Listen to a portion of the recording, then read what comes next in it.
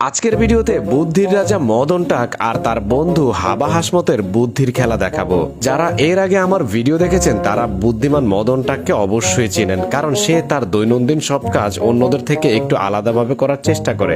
মদন টাকের কার্যক্রম উদ্ভট এবং খ্যাপাটে মনে হলো তার কাছ থেকে অনেক টেকনিক শেখার আছে। এই যেমন ধরেন ডায়াপারের প্লাস্টিকের মুখটা কারেন্টের হোল্ডারে লাগিয়ে দিল যেন বাচ্চারা হাত দিতে না পারে। এরপরে দেখেন লিকুইড জিনিস ঢালার জন্য কত সুন্দর চামচের ব্যবহার।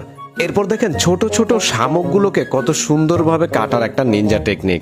ঘাস কাটার সময় যেন চোখে ময়লা ছিটে না যায় তার জন্য দেখেন বোতল কেটে মাথায় দিয়ে নিয়েছে। এরপরে দেখেন পাতিল মাজুনি যেন হাতে না লাগে তার জন্য বোতলের ভিতরে ঢুকিয়ে দেখেন কিভাবে পাতিল মাজছে। এরপরে দেখেন একটা গ্যালনের হ্যান্ডেল কেটে কিভাবে বোতলের মধ্যে ডাল রাখা যায় সেই টেকনিক।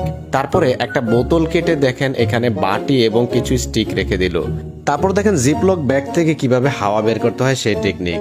তারপরে দেখেন একটা গ্যালন কেটে এখানে সুন্দরভাবে একটা মাল্টিপ্লাগের তারগুলোকে পেঁচিয়ে রাখছে। একটা 5 লিটারের বোতল কেটে 3 টুকরো করে দেখেন কিভাবে 3টা খাবারের প্লেট ঢাকা যায়। সবাই হাত দিয়ে ভেজা কাপড় চিপলেও মদন টাক চাকা ঘুরিয়ে ভেজা কাপড় চিপে। তারপরে দেখেন সেই কাপড়টাকে ভাঁজ করার জন্য কাগজের একটা কার্টুন ব্যবহার করে। প্রয়োজনীয় টুলস রাখার জন্য মদন টাকের মতো এরকম গ্যালন কেটে একটা টুল বক্সও চাইলে বানাতে পারেন। পরিবার নিয়ে ট্যুরে গেলে মদন টাক দেখেন এইভাবেই তাদের ব্রাশ এবং পেস্টগুলোকে গুছিয়ে নেয়। তারপর দেখেন ডায়াপারের মুখের প্লাস্টিকটা কেটে মোবাইলের পিছনে লাগিয়ে সেখানে একটা গাড়ির চাবি রেখে দিল।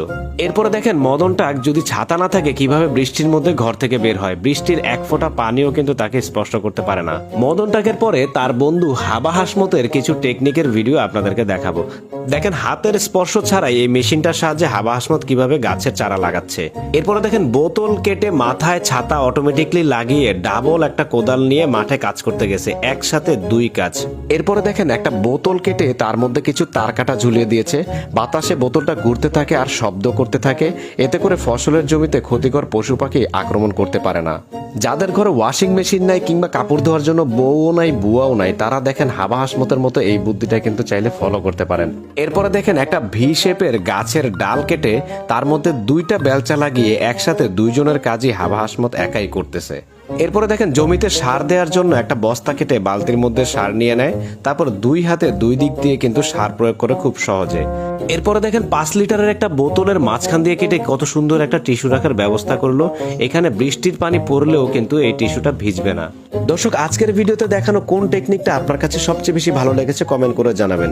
ভিডিও ভালো লাগলে লাইক কমেন্ট শেয়ার করবেন, আর চ্যানেলে এবং পেজে নতুন হলে ফলো করে আমার পেজের পাশেই থাকবেন। ধন্যবাদ।